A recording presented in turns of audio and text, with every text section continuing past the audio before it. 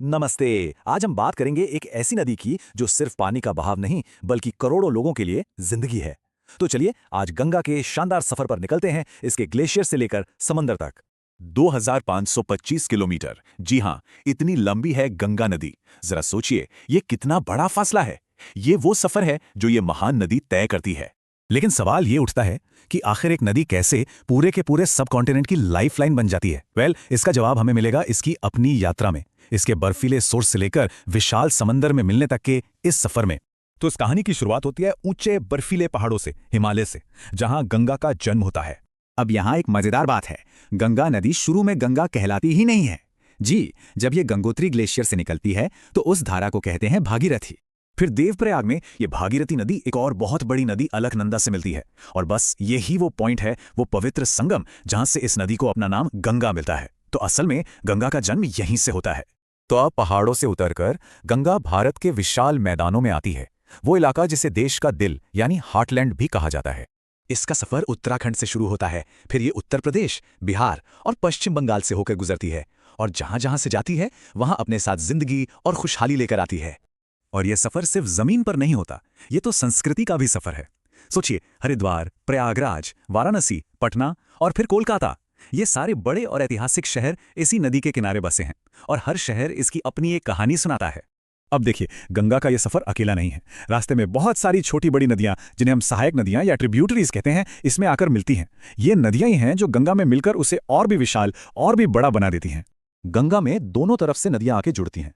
बाएं तरफ से देखें तो गोमती, घाघरा, गंडक और कोसी जैसी नदियां हैं, और दाईं तरफ से सोन और यमुना। और हाँ, यमुना का नाम याद रखना जरूरी है, क्योंकि यह गंगा की सबसे बड़ी, सबसे इंपॉर्टेंट ट्रिब्यूटरी है। इन्हीं सहायक नदियों में से एक का जिक्र करना बहुत जरूरी है, कोसी। इसे बिहार का शोक भी कहते हैं। पता है क्यों? क्योंकि हर साल इसमें आने वाली भयानक बाढ़ इस पूरे इलाके में बहुत तबाही मचाती है। चलिए, अब गंगा के इस एपिक सफर के आखिरी हिस्से पर चलते हैं, वो पड़ाव जहां इसका मिलन विशाल समंदर से होता है। तो हजारों किलोमीटर का ये लंबा सफर तय करने के बाद गंगा आखिर में बंगाल की खाड़ी यानी बे ऑफ बंगाल में समा जाती है। ये वो जगह है जहां नदी का मीठा पानी समंदर के खारे पानी से मिलकर एक हो जाता है। लेकिन रुकिए, समंदर में मिलने से ठीक पहले गंगा एक और कमाल का काम करती है। वो बनाती है दुनिया का सबसे बड़ा डेल्टा, सुंदरबन। ये मैंग्रोव जंगलों का एक बहुत बड़ा इलाका है जो गंगा की लाई हुई उपजाऊ मिट्टी से ही बना है। तो आखिर गंगा का इतना महत्व क्यों है? इसकी पूरी कहानी को समझने के लिए बस एक शब्द याद रखना है, ग्रो, GROW। आइए इसे तोड़कर समझते हैं। जी से है ग्लेशियर, इसका मतलब ये ग्लेशियर से निकलती है, इसलिए इसमें साल भर पानी रहता है। आर से है रिच सॉइल, मतलब वो उपजाऊ मिट्टी जो ये मैदानों में बिछा देती है। ओ से है ऑक्यूपाइड, यानी इसके किनारों पर करोड़ों लोग बसते हैं जो पूरी तरह इस पर निर्भर हैं। और आखिर में डब्ल्यू से है वाटर, यानी वो पानी जो खेती से लेकर जिंदगी की हर जरूरत को पूरा करता है।